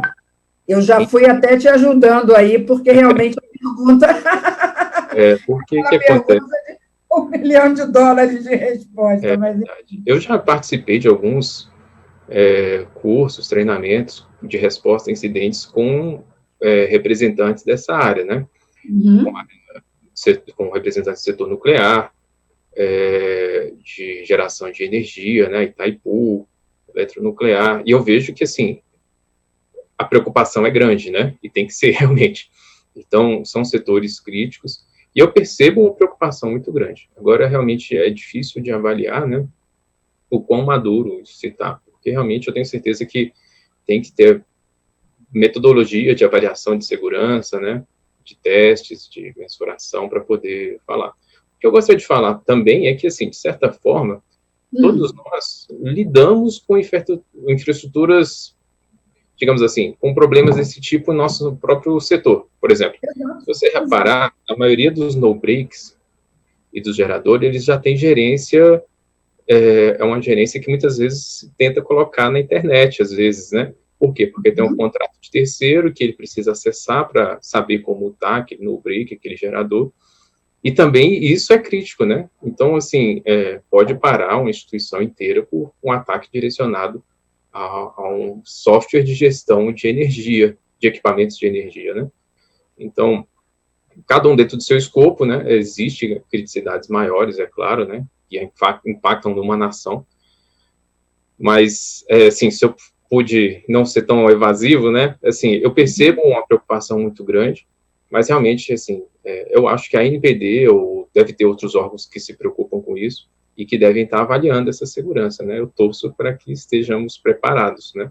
Agora, realmente, o desafio é grande, porque quando a gente fala desse tipo de ataque, só para encerrar, são ataques de países, né? A gente não está falando de tem script kid, né? Mas normalmente não é, né? Estamos falando de ataques muito sofisticados. A gente tem alguns conhecimentos de alguns que buscam, né, um sistema proprietário específico e é focado, né? Não são coisas jogadas, né, em amplo espectro, né? Perfeito. Jaqueline, o Otávio Silva pega carona aqui na discussão, eu até falei rapidamente, mas ele fala não esquecer a área da saúde como infraestrutura crítica. Pode comentar e falar um pouco também sobre a tua visão dessa vulnerabilidade no teu setor? A gente sabe que nunca vai existir segurança 100%. É um mito. Você pode colocar as melhores ferramentas, implementar todas as camadas de segurança, ter toda uma análise de ameaça. E ainda assim, você vai ter alguma vulnerabilidade. Então, eu acho que o mais importante é você ter a consciência que você está passando ali por todas as camadas de segurança. E tem algumas coisas que às vezes a gente esquece da importância, porque não adianta eu fazer vários investimentos, eu ter o melhor firewall, eu ter um IDS, eu ter um IPS, eu ter gestão de postura, e eu ter um usuário que ele não é conscientizado, e ele compartilha a senha dele, ele deixa anotada num post-it. Então, eu criei uma fortaleza, minha infra é uma fortaleza, e vem meu usuário e passa a senha dele. Então, eu acho que isso é muito importante, a gente pensar na importância desse usuário conscientizado. O colega, ele comentou de soluções de PAN, né, de controlar o acesso privilegiado mesmo, e quando a gente tem infraestruturas complexas, a gente tem mais pessoas envolvidas, mais pessoas trabalhando, e é muito importante que a gente tenha esse controle, mas se eu, por exemplo, pensar que eu estou fazendo toda essa gestão, eu estou tomando todo esse cuidado, e aí, por exemplo, eu não permito ele copiar uma informação, eu não permito ele imprimir uma informação, subir numa nuvem que a minha empresa não tenha contrato, mas ele chega lá com o celular dele e tira uma foto da tela. Quebrou toda a minha segurança. Então, por isso que eu vejo que um pilar muito importante é o meu usuário, ele está conscientizado. E aí, para isso, eu também preciso de uma política. A minha política precisa me dizer o que é importante na minha instituição, a política de segurança, né? O que é importante na minha instituição, quem é responsável pelo quê, quais são os ativos, como que eu vou controlar esses ativos, como que um usuário ele vai ser penalizado caso ele não tenha um cuidado com a senha dele ou com o acesso que ele tem. Então, assim, é um desafio realmente para qualquer gestor de segurança. Além de tudo, a gente ainda tem que compartilhar o orçamento, né, porque segurança é caro, e segurança ele não traz o valor imediato. É como um seguro de vida, é como um seguro de carro. Então, você está fazendo um investimento ali, e muitas vezes as pessoas não veem o retorno imediato. A gente que está na área de segurança, a gente está vendo os ataques que estão sendo mitigados e tudo, mas muitas vezes falta esse tipo de transparência, principalmente para a alta direção, que sim, os investimentos estão tendo retorno, e aí é o desafio também do gestor de segurança mostrar para a alta direção o retorno de um investimento em segurança. Então, eu acho que essa é a minha contribuição aí. Perfeito. Bem, pessoal, muitas perguntas. Estou aqui tentando trazer a maior parte das questões, e algumas estão relacionadas a um desafio grande que existe hoje, obviamente, que é a questão dos dados em nuvem, né? Quais os impactos da LGPD perante a migração de dados para uma nuvem pública, e esse já era um tópico nosso, a gente já tinha selecionado, e eu queria que um de vocês pudesse comentar uma experiência nessa área, como é que está vendo essa questão, porque eu acho que é um tema que, com certeza, está aqui também na nossa audiência, e muitos aqui estão perguntando se alguém pode compartilhar uma experiência ou uma visão nesse sentido. Quem poderia contribuir dos nossos participantes? O Carlos tinha pedido a palavra num tópico anterior, mas nesse tópico o Coutinho e o Solimar também. Então, a gente pode fazer Se o Carlos quiser comentar rapidamente esse tópico também, é depois o Coutinho e o Solimar, pode ser? Ótimo. Pode sim.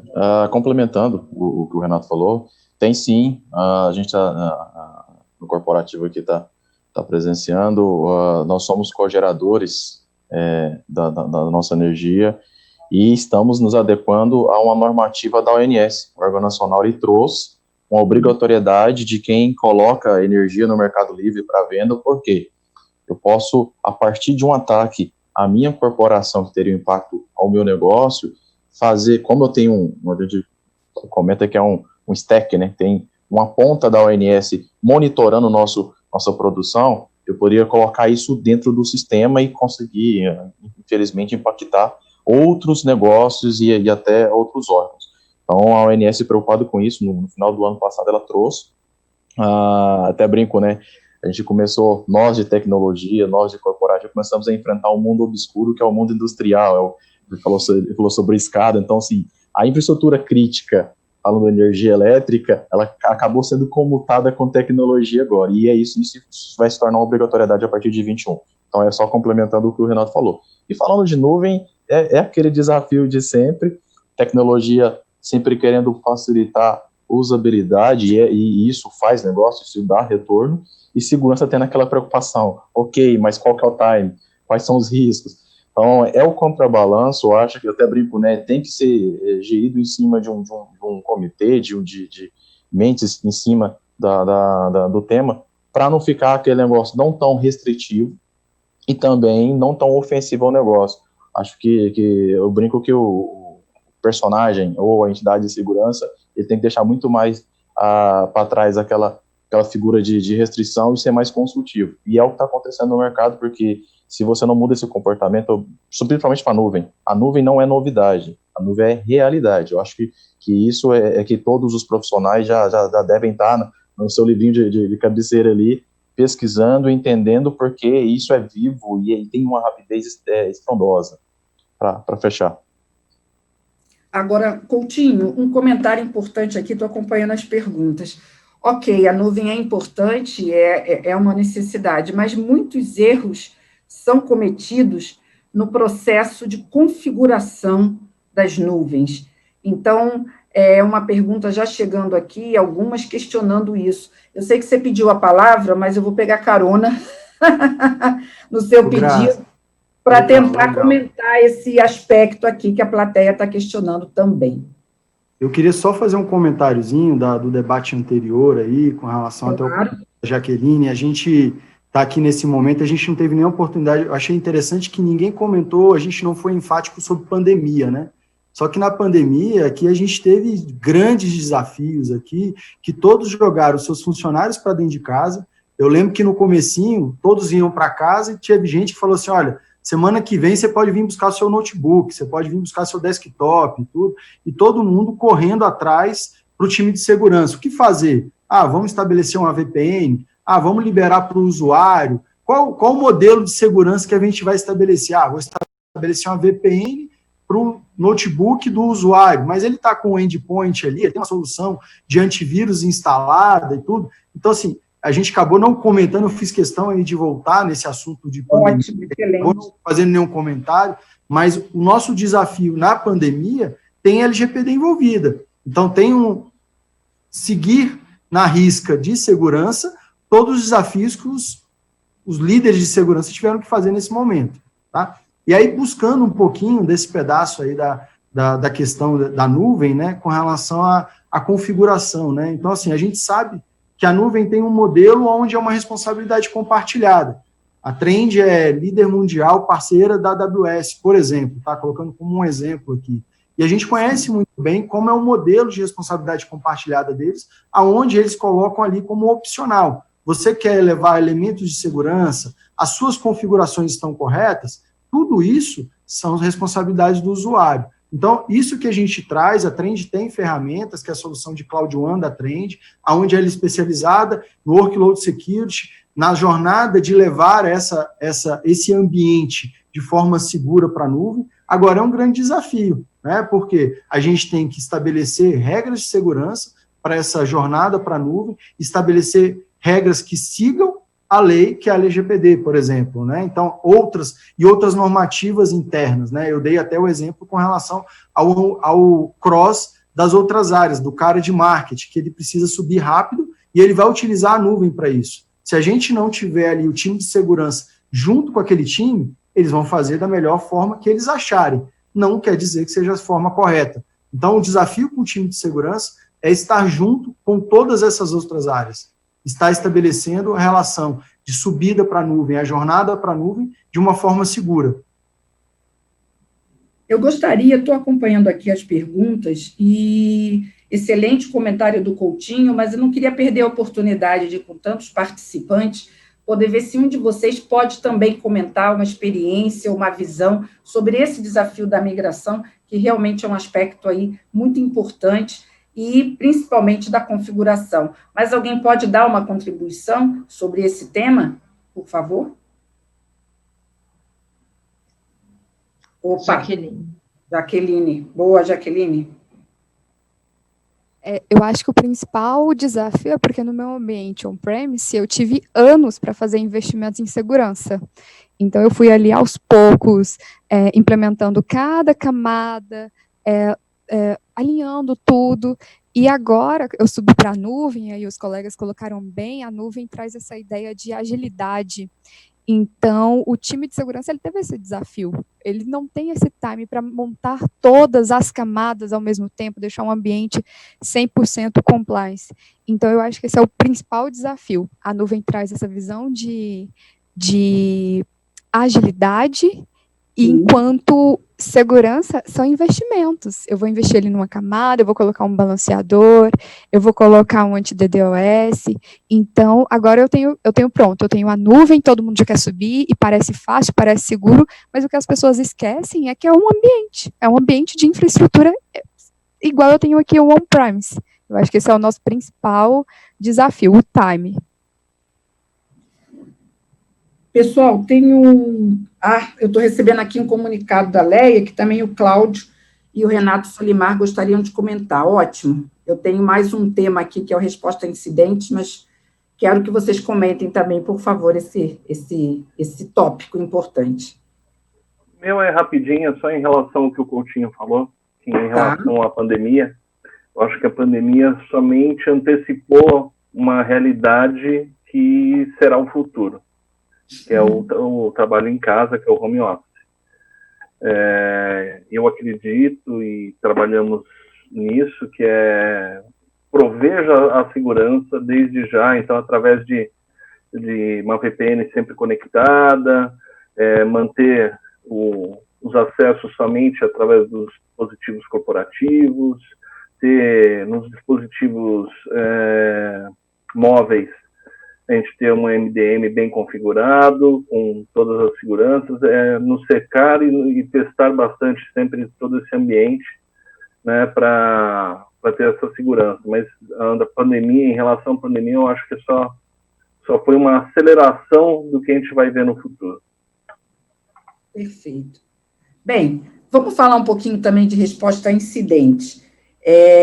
Tem uma questão importante relacionada a isso, deixa eu até puxar aqui, que seria como que a empresa está preparada para essa questão. Eu sei que a gente está falando aqui, começamos falando sobre o cenário da lei, da NPD, dos gaps, mas é como a própria Jaqueline colocou, e vocês sabem de segurança, não existe nada 100% seguro, e os ataques acontecem, e a volumetria deles, vocês que são dessa área, conhecem bem.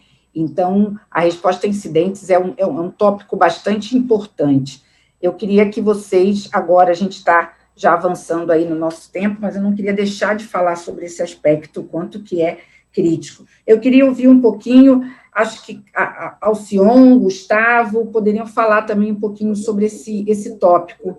Gustavo, você pode comentar a questão de resposta a incidentes, o quanto que em todo esse cenário que a gente está avaliando, o quanto que esse capítulo é importante, não pode ser esquecido, né? Uma vez que a gente sabe que pode acontecer, por mais que a gente se prepare. faço voz aí à fala da Jaqueline que não existe ambiente 100% seguro, até porque a gente sempre atua, tem a atuação de forma preventiva, com o mapeamento dos riscos, mas também temos as vulnerabilidades em cima dos softwares que utilizamos, que tem um zero day ali, que a gente depois precisa ir correr atrás para aplicar um patch, né? Então a gente, em algum momento, está sempre correndo atrás ali, na segurança das informações. E a resposta à incidente de segurança, ela é fundamental, principalmente no âmbito da LGPD, para garantir justamente aquilo que eu comentei anteriormente, a transparência, né? O processo de resposta a incidente, ele precisa ser revisto, precisa contemplar ali as etapas de notificação da autoridade nacional, de notificação aos titulares afetados, com informações sobre o que nós fizemos para mitigar aquele problema, aquele incidente, e o que o usuário, o titular, também precisa, às vezes, fazer na parte dele para contornar eventuais problemas. Por exemplo, se houve o vazamento de uma senha, ele precisa ir lá e trocar aquela senha, precisa tomar outras atitudes ali, né? Então, esse é um ponto principal que precisa ser adequado, a gente ter uma resposta rápida, ágil, ter condições e ferramentas para mitigar de forma rápida, né, aqueles impactos. Acho que é um ponto importante a ser comentado. Perfeito. Camilo, você pediu a palavra, por favor. Eu acho que o Gustavo falou uma palavra importante, que é a transparência, né, a resposta a incidente. E aí eu volto à nossa primeira pergunta, no início do nosso primeiro comentário, na verdade. Sem a agência, a gente não sabe exatamente, né, a gente sabe o que fazer, mas é a importância da agência, né, para isso, né, quer dizer, o caminho que tem que ser feito é para que o gestor se proteja, né, do caminho que está fazendo correto, para quem informar, como informar, e para a gente poder até compartilhar isso, quer dizer, uma agência permite isso, que você tenha algo centralizado que possa compartilhar essas experiências e os incidentes que realmente acontecem, né. Eu queria colocar nesse aspecto até, só rapidamente também, muito que comentaram, essa parte do trabalho remoto, quer dizer, e juntando os colaboradores, o INEP tem uma característica, mais de 50% são terceirizados, né, não importa por quê, concurso público, assim por diante não temos. Então, essa gestão dos colaboradores, das empresas terceirizadas, isso é muito forte, tem que ser forte, e para que a gente possa, né, controlar o trabalho remoto. Tem casos, né, que a gente pode contar, as pessoas foram para casa e qual internet utilizar, né, a internet do bar na frente, do restaurante na frente, às vezes, porque começaram a trabalhar e precisaram de uma internet melhor que a da casa dele, assim por diante. Então, acho que isso tem que ser cuidado realmente, tá? E eu só gosto de chamar sempre a atenção, infelizmente, de trabalho remoto trouxe a falta de inovação e criatividade dentro do órgão, a falta de você estar no cafezinho, a falta de você levantar da mesa e no amigo dividir, a falta de você conversar. Então, é outro tópico que eu sugiro aí até a gente discutir num momento qualquer com a TVD, sobre o que traz de problemas em relação à criatividade e inovação, esse trabalho remoto, né? Mas a resposta a incidente tem que ter um fluxo muito grande. Nós temos, toda vez que entra um sistema no ar, um exame no ar, o plano de comunicação é distribuído para que se possa fazer rapidamente, né, qualquer comunicação do que está havendo de problema e também a resposta a incidente da equipe, tá? Obrigado. Muito bom, e ficou a dica aí, tá? Do tema, vamos trazer aqui. Eu queria passar para o Alcion, que está pedindo a palavra também, que eu gostaria que você comentasse, mas aqui também trazendo uma pergunta da plateia bem interessante sobre esse tópico que a gente está discutindo, que é a resposta a incidentes. O Ricardo Camacho, aqui, já está há um tempo aqui com essa pergunta. Obrigada, Ricardo. O que é mais eficaz? Um usuário conscientizado ou um bom plano de resposta a incidentes, quando a gente não tem como investir em todas as frentes?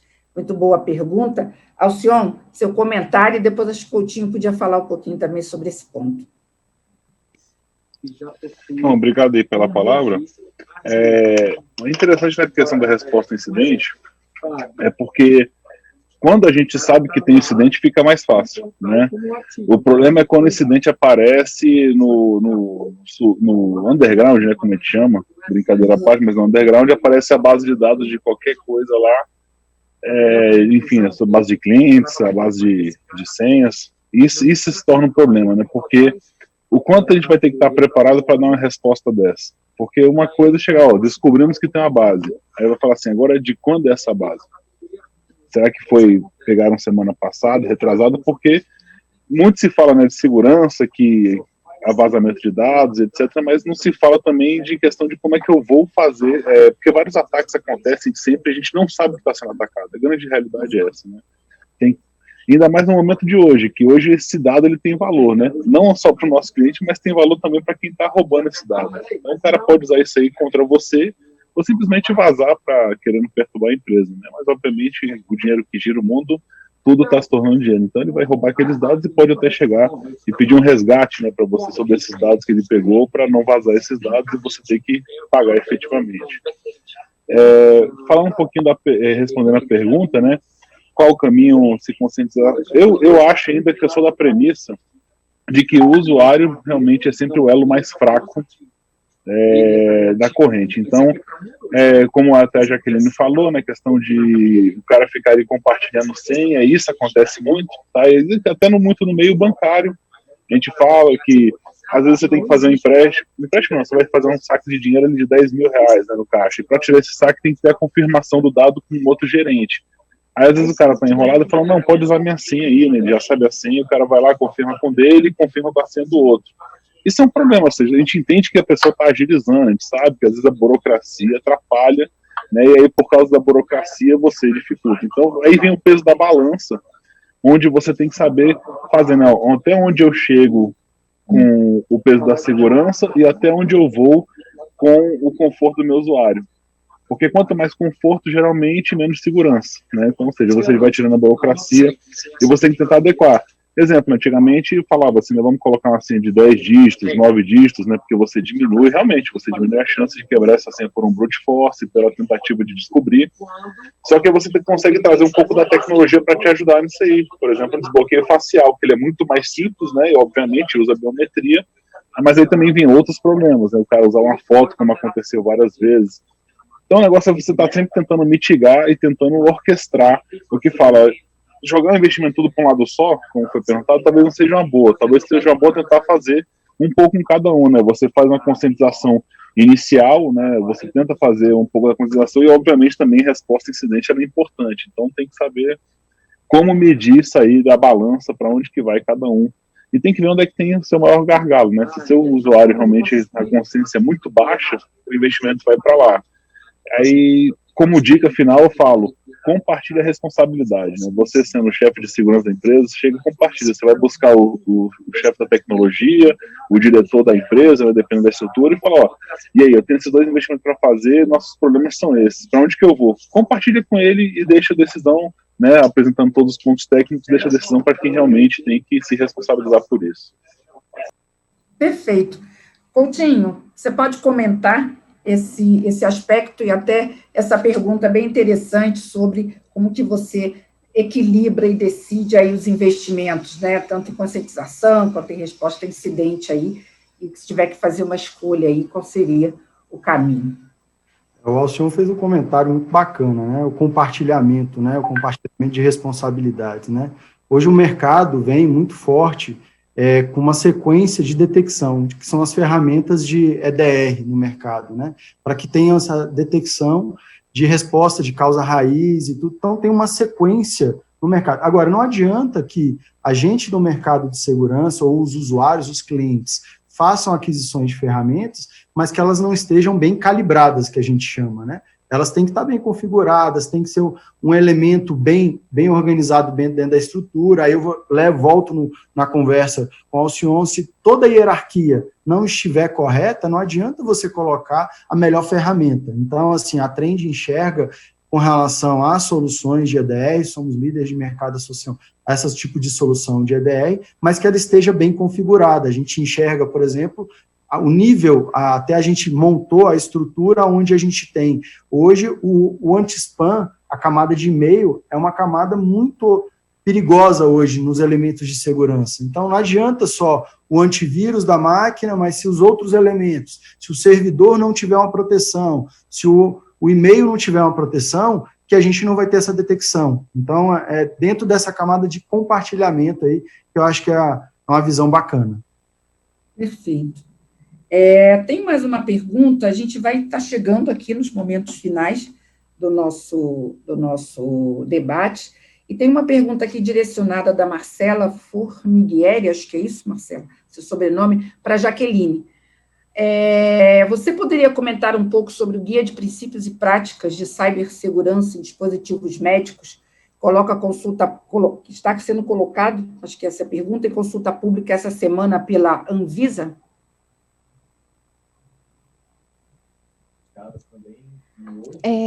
Então, mais uma questão de investimentos, né? E aí, por exemplo, o colega já tinha colocado a questão do MDM, então a gente está indo cada vez mais para uma diversidade de dispositivos e locais onde as informações estão sendo armazenadas, inclusive nesse cenário de pandemia, eu tenho vários usuários que têm acesso de casa a informações. Então, assim, com certeza, é uma frente que a área de saúde tem que, sim, começar a cuidar na parte de dispositivos, e não somente o MDM, mas o MAM, né, que é eu ver os aplicativos que estão em dispositivos móveis, eu ter o controle se eu tenho algum aplicativo ali que tem uma reputação baixa, que pode acabar comprometendo todo esse dispositivo. Então, assim, eu acho que é uma frente que é necessária, é algo que a gente tem que começar a avaliar esses dispositivos, as credenciais, tem também uma frente para certificação digital para médicos também, não sei se já foi sancionada, mas está em discussão, e aí você inclui o certificado digital para o médico, e isso também é importante quando a gente começa a falar em telemedicina, porque eu tenho que ter essa certeza que um médico que está dando um diagnóstico, dando um atestado, prescrevendo alguma coisa, é realmente ele, ainda mais quando eu penso em dispensação de medicamentos de alto custo, então eu preciso ter essa rastreabilidade, essa auditoria. E aí entra também no desafio, né, de você sempre estar alinhado com o negócio e ver o valor do negócio para saber os investimentos corretos. Perfeito. Muito bom, obrigada, Jaqueline, pela resposta, obrigada também pela pergunta. Pessoal, a gente não consegue responder todas, muitas estão relacionadas aí, acho que eu estou passando aqui por quase todas elas, e a maioria delas a gente cobriu. Eu quero trazer o resultado da nossa pesquisa, que vocês aí, na nossa audiência, contribuíram bastante aí com as enquetes. Leia, já temos o resultado da última enquete, né? Por favor. Sim, a gente perguntou para a plateia, né, quanto que a nuvem é hoje um ponto vulnerável no modelo de proteção. E a maioria, né, 50%, acredita que a nuvem, ela é 30% apenas, né, de um ponto vulnerável, né. Os nossos, né, espectadores acreditam que ela, sim, está de 70% a 50% sendo um ponto vulnerável, ou seja, então, acho que ficou claro, né? 30% apenas acha que ela é vulnerável. Esse resultado é muito interessante, Leia, obrigada. Uhum. Eu, inevitavelmente, vou ter que passar para o Coutinho comentar, enquanto eu dou um tempo para ver também algum comentário dos nossos participantes. Mas, Coutinho, isso me remete a uma dúvida, que é a seguinte: hoje, eu faço umas vezes uma enquete também, assim, Ibope meio rápido, né, de quanto para os profissionais de segurança, o quanto que os dados estão na nuvem, sabe, quantos %, né, eles estão na nuvem, e eu percebo que, assim, ainda existe talvez um grande desafio, né, de entender e de ter a visibilidade de tudo que efetivamente está na nuvem e do quanto isso que está na nuvem está vulnerável. Então, só provocando um pouquinho, colocando esse contraponto, se talvez, assim, não identificar a nuvem como tão vulnerável é maior maturidade, ou ainda é a dificuldade até de ter uma visibilidade maior sobre os dados que estão em nuvem. Graça, meu comentário é bem bacana, associado ao seguinte: a gente tem parceiros aqui que são do mercado público, e há 5 anos atrás, ou 3 anos atrás, era um absurdo falar e achar que os dados do setor público iriam para a nuvem, né? E aí, hoje, a gente já tem uma IN direcionando para nuvem first, então, direcionamento para que a nuvem aconteça e tudo. Agora, volto ao que a gente comentou anteriormente, né? a responsabilidade compartilhada. A gente precisa ter dispositivos de segurança mesmo na nuvem.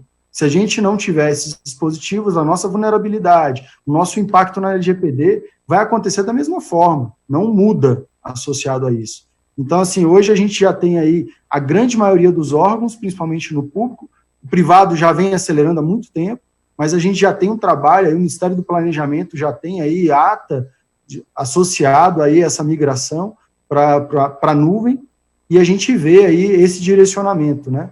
Então, eu acho que isso não tem volta, eu acho que a gente tem que trabalhar de forma segura. Então, essa é o ponto importante, né?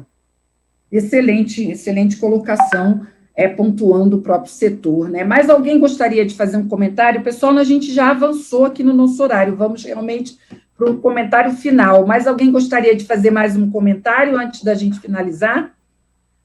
Bom, Graça, eu gostaria sobre o aspecto de nuvem, né?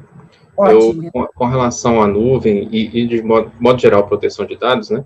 O que eu acho que é bom planejamento, né? Porque muitas vezes, a gente às vezes vê iniciativas atropeladas de ida para a nuvem, sem se avaliar, por exemplo, eu consigo retornar, né? Para você não ter aquele estratégia de lock-in, você fica preso a um fornecedor. Tem que ter estratégias, né? Eu acho que, assim, tem que se pensar em como ir e como voltar, se quiser, né? Então, assim, tem que ter estratégia, tem que ser planejado, né? Com relação ao vazamento de dados, né? E uma coisa importante também é a classificação de informação, que eu vejo é um problema que a gente tem crítico perante o setor público, e pouco se faz classificação de informação. Então, você tem que dar tratamento diferente para informações diferentes. E isso é uma dificuldade muito grande das áreas de segurança, porque você acaba tendo que proteger tudo. E quando você tenta proteger tudo, você acaba que não protege tão bem assim, porque você poderia estar investindo mais em informações mais sensíveis. Então, o bom da LGPD é que ela já disse o que é sensível, e o que eu gostaria de deixar aqui, né, para reflexão, será que estamos investindo em criptografia adequadamente? Né? Tanto para nuvem, quanto para proteção de dados sensíveis. Vai ser rapidinho, eu vi recentemente um estudo que 95% das implementações de criptografia por desenvolvedores, geralmente, são mal feitas, né? Elas contêm brechas. Então, você pensa que está protegendo e não está, que é pior. Às vezes, a sensação de segurança irreal, ela é muito... Então, bom, eu gostaria da gente pensar, né? Às vezes, sistemas novos não poderiam nascer já com criptografia daquelas campos com informações sensíveis. É um negócio para uma discussão futura depois, né? Não dá para ir a fundo. Ótimo, excelente. Ficamos também aí com várias sugestões aí de temas também dos nossos participantes. Bem, pessoal, eu vou trazer aqui comentários finais aqui da plateia, muitos, né? Mas o Anderson Werneck diz: Graça, muito bom ouvir esses profissionais, discussão muito rica para todos nós que estamos acompanhando. Não dá para ir até meio-dia? Não dá, senão o pessoal vai, né? Senão vou avançar muito no horário, mas obrigada aí, Anderson. E o comentário da Renata Simões: parabéns pela discussão rica sobre um tema muito importante que está em alta. Agradeço pelos compartilhamentos, uma verdadeira aula com esses profissionais nesta manhã. Então, assim, trago alguns comentários para vocês e compartilho aqui com todos do quanto está sendo e foi, né, rica essa nossa discussão. Coutinho, suas palavras finais aí, seus agradecimentos antes da gente finalizar, porque realmente, se deixar, eu vou até meio-dia, pessoal, mas não dá, né?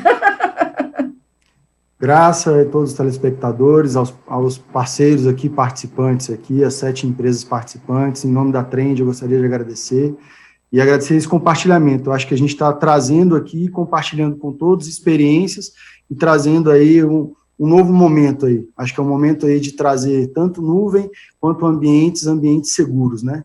Então, agradecer a todos aí, e obrigado. Muito bom. Bem, pessoal, percorremos nossa pauta. Vocês foram fundamentais, trouxeram experiências de vocês, compartilharam. Nós aqui da TVD também, junto com a Trend, só temos a agradecer minha equipe também, e continuem conosco, né? Vocês que participaram aqui, fizeram o debate, estão convidadíssimos para voltar aqui na TVD e continuar nessa discussão, e vocês que nos assistiram pela internet, nossa audiência, fiquem de olho na programação da TVD, que está sensacional. Pessoal, obrigada. Tchau. Rafael Coutinho, obrigada. Alisson Júnior, Jaqueline, Camilo, Carlos, Cláudio, Gustavo, Renato, Leia. Excelente painel. Muito obrigada, pessoal. Até a próxima. Certeza. Tchau. Obrigada, gente. Tchau, tchau.